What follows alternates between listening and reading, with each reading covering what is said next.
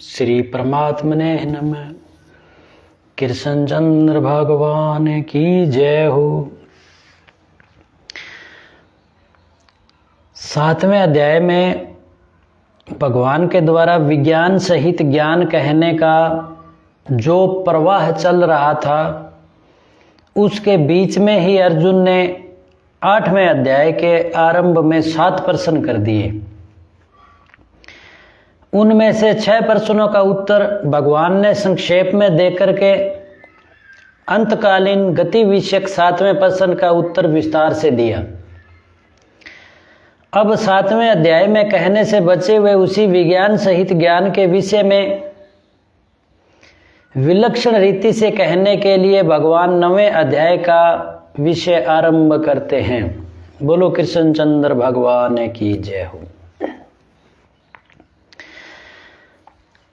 अब श्री भगवान बोले कि यह अत्यंत गोपनीय विज्ञान सहित ज्ञान दोष दृष्टि रहित तेरे लिए मैं फिर अच्छी तरह से कहूँगा, जिसको जानकर तू अशुभ से अर्थात जन्म मरण संसार से मुक्त हो जाएगा। यह संपूर्ण विद्याओं का राजा है, संपूर्ण गोपनीयों का राजा है। यह अति पवित्र और अति श्रेष्ठ है और इसका फल भी प्रत्यक्ष है। यह धर्ममय है, अविनाशी है और करने में बहुत सुगम है, सरल है, अर्थात इसको प्राप्त करना बहुत ही सुगम है।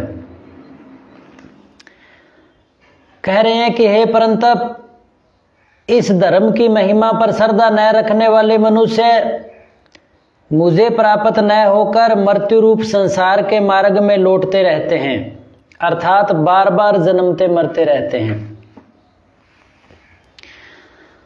अब भगवान कह रहे हैं कि यह सब संसार मेरे निराकार स्वरूप से व्याप्त है। संपूर्ण प्राणी मुझ में स्थित है, यानी सारे प्राणी परमात्मा में स्थित है। जैसे जलीय जीव जंतु जल के अंदर स्थित होते हैं। आगे कह रहे हैं कि परंतु मैं उनमें स्थित नहीं हूं तथा वे प्राणी भी मुझ में स्थित नहीं है।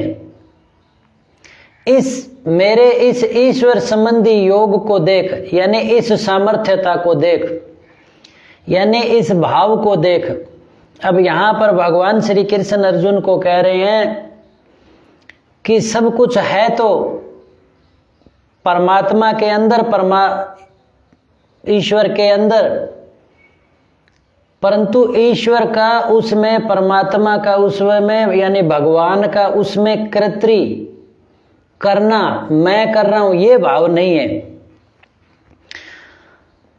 अब भगवान कह रहे हैं कि संपूर्ण प्राणियों को उत्पन्न करने वाला और प्राणियों को धारण भरण पोषण करने वाला मेरा स्वरूप उन प्राणियों में स्थित नहीं है, यानी वो स्वरूप, यानी कर्तापन के भाव का स्वरूप स्थित नहीं है।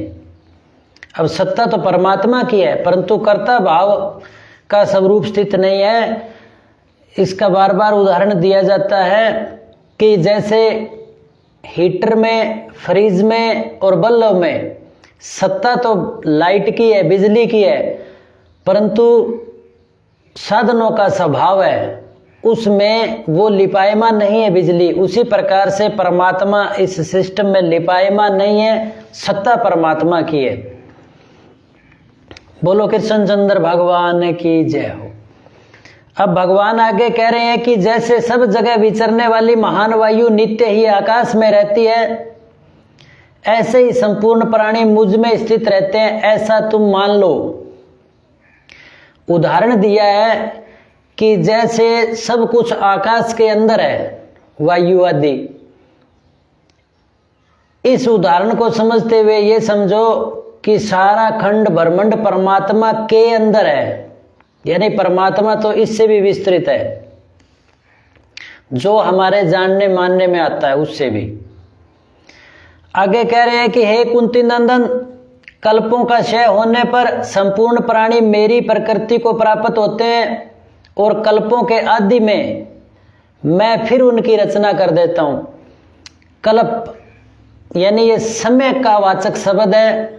सृष्टि के उत्पत्ति के विषय में कह रहे हैं कि जब ये सृष्टि की रचना होती है तब भगवान इनकी फिर रचना कर देते हैं, और सृष्टि जब समाप्त होती है, उसका काल समय समाप्त होता है, तो ये सारे प्राणी हैं जो संपूर्ण प्राणी ईश्वर की प्रकृति को प्राप्त हो जाते हैं।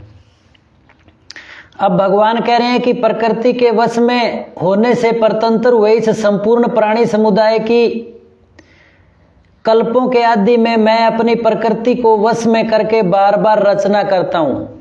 अब भगवान कह रहे हैं कि प्रकृति के वश में होने से परतंत्र हुए प्राणी समुदाय, अब ये जो हमें चराचर जगत दिख रहा है, इस प्रकृति के अंदर इन प्रकृति के 3 गुणों में जो लिपायमान हो गया, जो 3 गुणों के वश में है, वो जन्म मरण में आते हैं। उनका आदि कल्पों में भगवान फिर प्रकृति को अधीन करके उनको रचना कर देते हैं बार बार। और जो इन 3 गुणों से अतीत हो गए और परमात्मा के सम्मुख हो गए, वो मोक्ष धाम को प्राप्त हो जाते हैं। बोलो कृष्णचंद्र भगवान की जय हो। अब भगवान कह रहे हैं कि हे धनंजय, हे अर्जुन, उन सृष्टि रचना आदि कर्मों में अनासक्त और उदासीन की तरह रहते हुए मुझे वे कर्म नहीं बांधते। अब भगवान कह रहे हैं कि वो कर्म मेरे को नहीं बांधते, क्योंकि परमात्मा में, ईश्वर में ये भाव नहीं है कि मैं करता हूं, मैं कर रहा हूं। तो जब हमारा ये भाव होगा कि कर्तव्य कर्म ईश्वर ने नियमित किया है, मैं ईश्वर के लिए ये कर्म करना है, मैं कुछ भी करता नहीं हूं, मेरे में सामर्थ्य भी नहीं है, तब वो कर्ता गुणातीत होता है। और जब तक वो गुणों में वर्तता है तो उसको पाप पुण्य का फल मिलता है। तो भगवान कह रहे हैं कि उदासीन की तरह रहते हुए वे मुझे कर्म नहीं बांधते, क्योंकि भगवान का उनमें मैं भाव नहीं है। अब भगवान कह रहे हैं कि प्रकृति मेरी अध्यक्षता में चराचर संपूर्ण जगत की रचना करती है। अब कृष्णचंद्र भगवान ने बताया कि ये जो प्रकृति है, ये मेरी अध्यक्षता के अंदर चराचर संपूर्ण जगत की रचना करती है। यानी अब विज्ञान की तरफ जाएं तो हम देखते हैं कि पानी की जो रचना है वो H2O से हुई। हाइड्रोजन के 2 अणु और ऑक्सीजन का 1 अणु मिलकर के जल की रचना करता है। अब इस पृथ्वी पर हाइड्रोजन गैस भी है और ऑक्सीजन भी है। अब हाइड्रोजन और ऑक्सीजन जब इस वायुमंडल के अंदर है तो पानी पानी बन जाना चाहिए था। अब वैज्ञानिकों से पूछें तो वो कहते हैं कि नहीं बनता, एक कंडीशन होती है तब बनता है। तो ये जो कंडीशन है ये परमात्मा की अध्यक्षता में बनती है, और जब तक वो परमात्मा निर्देशित करता है अपनी शक्ति से तब वो इसका निर्माण होता है, नहीं तो नहीं हो सकता। इसका एक उदाहरण और भी है कि हम जो भोजन करते हैं, अन्न जल ग्रहण करते हैं, उसके पचने के उपरांत हमारे शरीर में रक्त बनता है, खून बनता है। अब विज्ञान अभी तक दुनिया में कोई ऐसी मशीन नहीं बनी कि वो अन्न जल आदि को अवशोषित करके किसी भी तरीके से अभिक्रिया करवा करके एक बूंद भी रक्त की नहीं बना सकता। तो कहने का तात्पर्य ये है कि चराचर जगत है जो परमात्मा की अध्यक्षता से चल रहा है और परमात्मा ही उसको चलायमान है।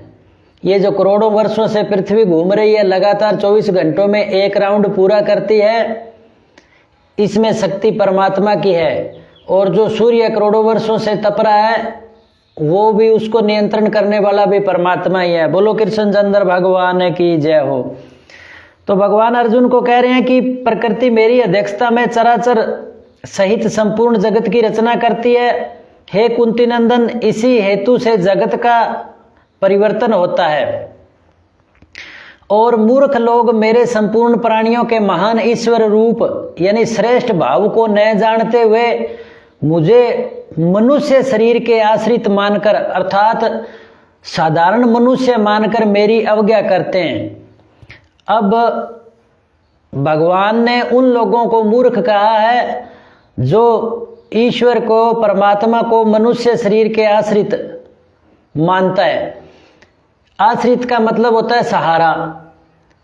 अब भगवान कह रहे हैं कि वो मूर्ख लोग हैं जो ये मानते हैं कि ये काम करने के लिए भगवान को मनुष्य शरीर का सहारा लेना पड़ेगा, मनुष्य शरीर के आश्रित मानते हैं, यानी साधारण मनुष्य मानकर अब वो परमात्मा की अवज्ञा करते हैं और उसको मूर्ख कहा है।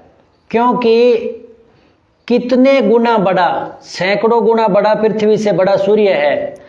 अब इस सूर्य को मनुष्य शरीर धारण करके बनाया ही नहीं जा सकता। जब सूर्य आदि खंड ब्रह्मांड को बिना मनुष्य शरीर के आश्रित हुए परमात्मा उसकी रचना कर सकता है, तो क्या साधारण काम नहीं कर सकता? तो ये भगवान श्री कृष्ण अर्जुन को कह रहे हैं कि इससे पहले भी कहा और फिर भी कह रहे हैं कि परमात्मा है जो निराकार है,